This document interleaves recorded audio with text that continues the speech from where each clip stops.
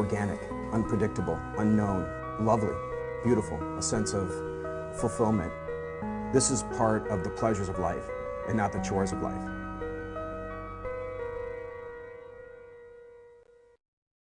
Coming up tonight on Daily Iowan TV.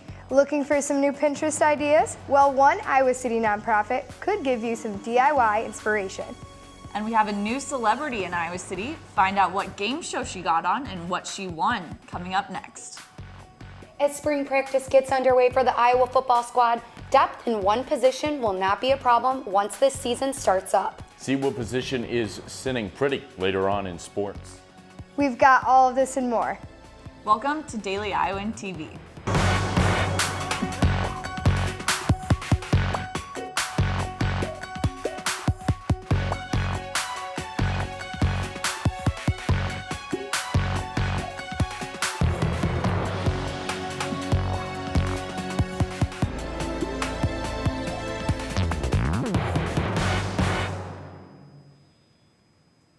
Thanks for joining us. I'm Abigail Meier. And I'm Meghan Horihan.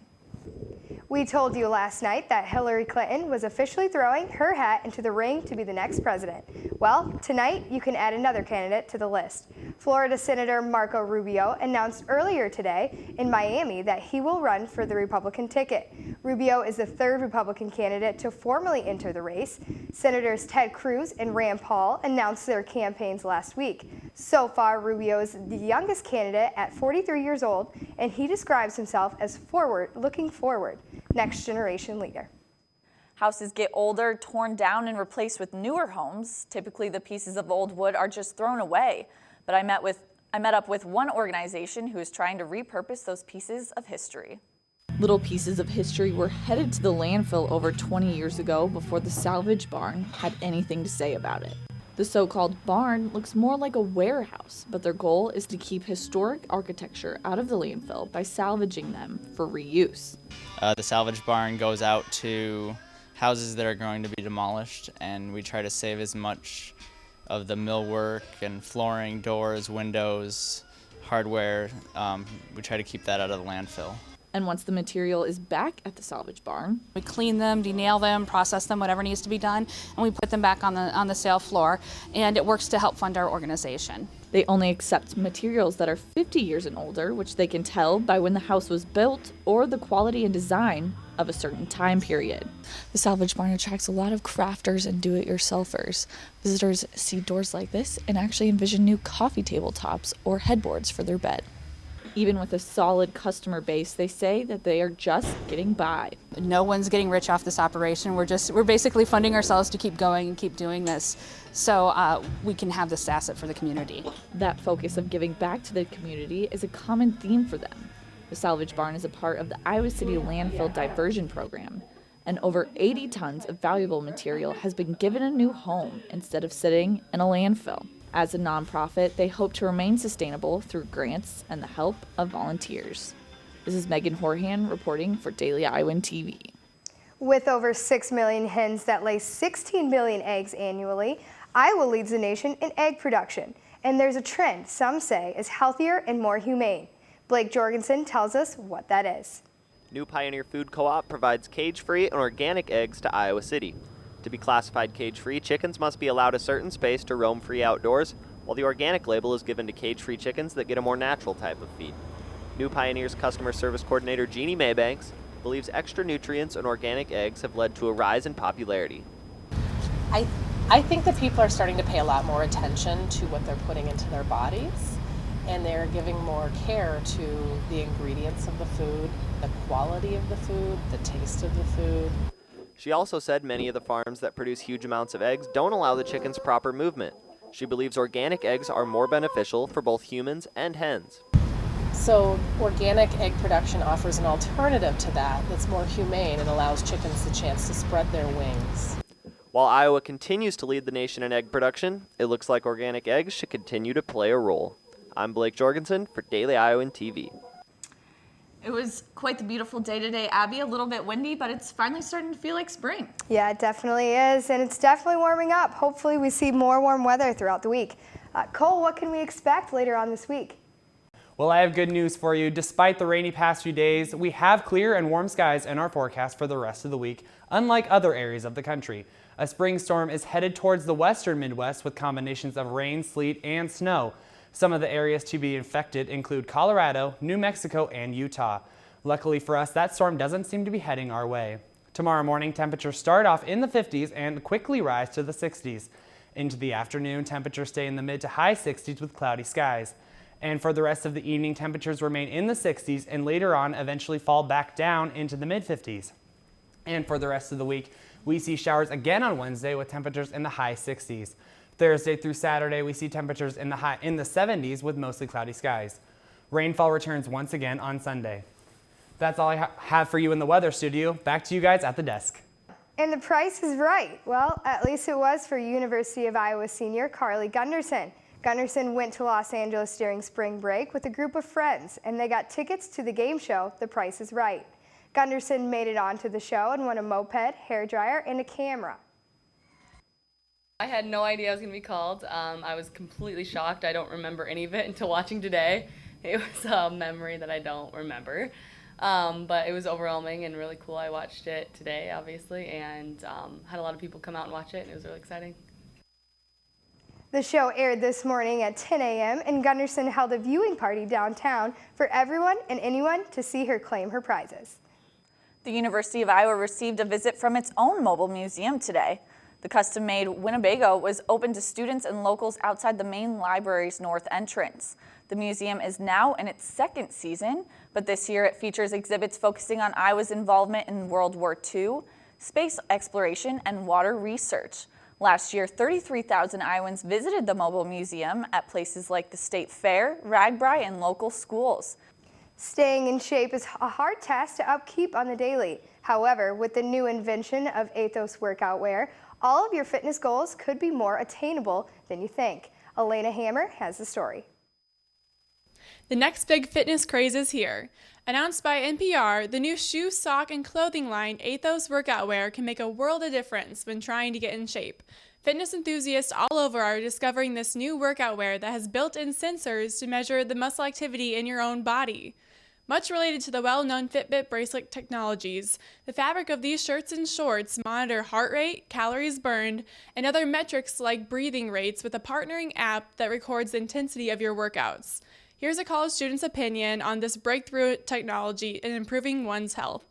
How it can really benefit, I think, is when you're out running or working out and you feel like you're really working hard, or that you're just having an off day and you can look down and get that feedback and be like, wow, I maybe don't feel that good, but technically the information shows that I can work harder and you can push yourself a little bit further.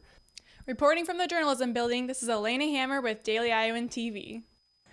Abby, it seems like not too long ago that the Iowa football team was in action, but they are already halfway through their spring training for next season. Yeah, Megan, let's toss it over to Zach Mackey and Taylor Mathis, who are standing by in the sports studio for more on the upcoming squad.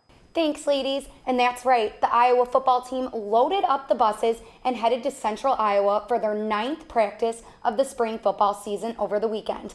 I'm Taylor Mathis. And I'm Zach Mackey. The team practiced in front of 5,000 fans at Valley Stadium in Des Moines, but Saturday wasn't for just show. After the practice, it was clear to Kurt Ferentz and his squad that there is one position that could be a definite playmaker come fall. We'll toss it over to Taylor Brooks, who has more on that position. Thanks, Zach and Taylor. And that position would be the running back position. The roster lists 5 potential players who could easily take care of the ball. But it will be the young offensive line who will have to stay true to the Iowa way. With the loss of offensive lineman Brandon Sheriff, Iowa is creating a new and young offensive line. But with motivation knowing that the O-line is not something to take for granted. Yeah, I mean, we talk about that a lot, the success on the Iowa offensive line, all the guys that have played ahead of us. It's exciting to get this opportunity, so it's a lot of fun. The offseason will be very important for offensive tackles, but the more they practice, the more experience they will get.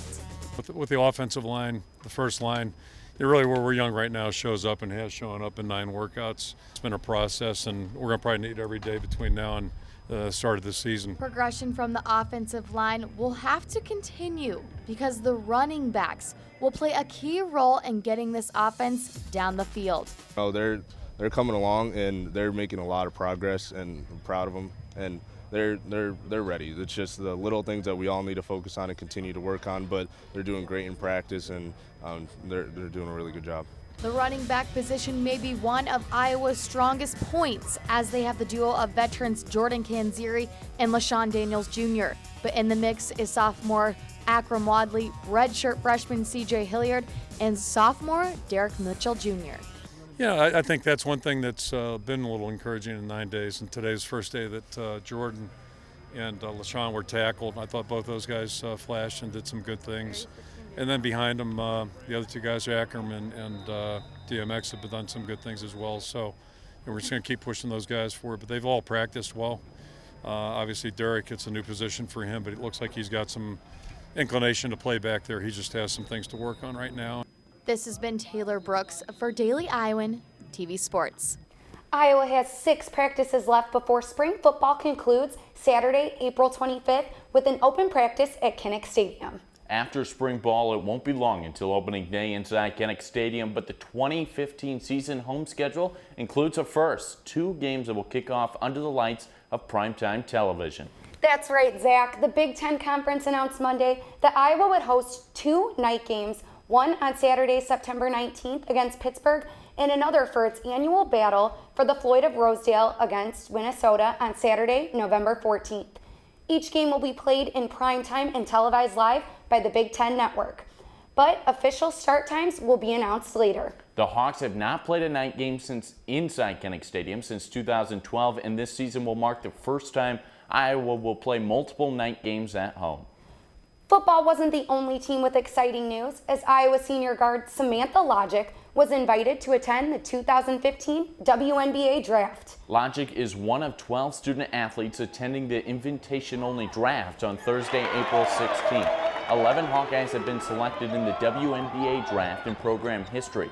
Most recently was Kachin Alexander in 2011, who went as the 26th overall pick to the Minnesota Lynx.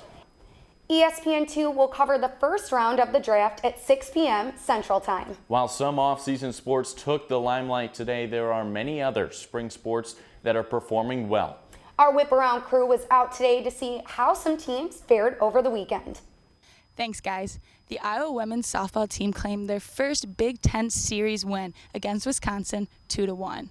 Hawkeye pitcher Shaylin Starkenberg threw her season-best 11 strikeouts, and senior Meghan Blank slammed the game-winning home run in this 10th-inning Hawkeye victory. The Hawks sit at 5-9 in conference play and return to action against the Cy-Hawks series rival Iowa State Wednesday night, 6 p.m. here in Iowa City. Now I'll toss it over to Austin with coverage on women's tennis. Thanks, Alyssa. The Iowa women's tennis team recently wrapped up their 2015 home schedule as 4 outstanding seniors played their final matches in Iowa City this weekend. The ending at home was not what they quite had hoped for, as they fell in a heartbreaker 4-3 to the Penn State Nittany Lions. Head coach Katie Doherty does believe the team is playing their best tennis, however, as they head to Evanston, Illinois this weekend to take on the Northwestern Wildcats. Now I'll toss it over to Mark Fry, who's got your update on the red-hot Hawkeye baseball team. Thanks, Austin. The Iowa Hawkeye baseball team traveled to Maryland this past weekend for a 3-game series against the Terrapins. With the series tied 1 game apiece going into Sunday's game, the Hawkeyes took the series 2-1 with a win. Calvin Matthews had a solid performance on the mound for the Hawkeyes, but it was up to the bullpen, who came out and had 6 strikeouts on the afternoon. Iowa returns to action this week with a game on the road, but they will be back in Iowa City for a 10-game homestand starting on Friday. This has been your Monday Whip Around. Back to you guys in the studio. As always, great job, guys. And that will do it for us here in the sports studio. Megan and Abby, back to you at the desk. That'll do it for us tonight in the Daily Iowan TV studio. Check us out tomorrow night, same time and place for your latest news, or anytime online at dailyiowan.com. I'm Abigail Meier. And I'm Megan Horihan. Have a great night.